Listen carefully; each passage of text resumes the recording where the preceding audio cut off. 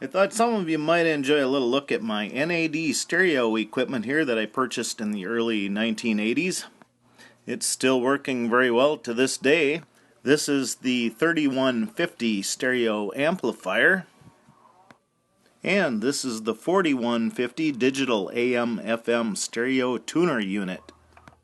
Now this has become kind of a backup stereo unit that I use in my living room these days. I have some more modern equipment I use in my rec room downstairs, but this equipment works very well. There's a little problem though that's been creeping up. The switches and controls are getting kind of dirty, so I have to press some of the switches kind of hard. So I wanted to take it apart and lubricate them a little bit.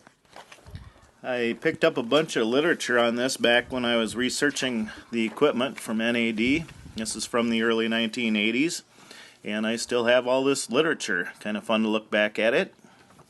Now the 4150 was the first stereo tuner featuring the new SCHOTS variable bandwidth PLL detector. It was a new patented phase lock loop detector circuit. This would allow reception of weaker FM signals that would be noisier on other tuners at the time. It would narrow up the bandwidth of the signal, keeping the frequency response and lowering the noise on the received signal. So for the weaker signals, the bandwidth would decrease, I guess. Here's a look inside the units. They're very clean yet. I always kept everything in good condition, but I never had these open since I first purchased them. This is a first look inside here. Everything is looking very well. I know some of the electrolytics are getting kind of old. These are some of the switches that I need to do some lubrication to. I can do that, and I'm pretty sure that'll take care of the problem. I use this Deoxit fader lube. We'll give that a try. So we'll give a little shot of that into the volume and balance potentiometers here and some of the switches along the front panel. Hopefully that cures the problem. I might also replace the electrolytic capacitor in the power supply one of these days.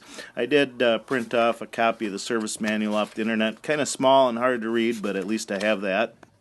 Now these are some older realistic speakers. They don't sound too bad. They'll be just fine for up in my living room, but they do have a little rattle to them. I found some of the screws had loosened up over the years, so I tightened them up, and that does solve the rattle problem. Now they sound pretty decent again.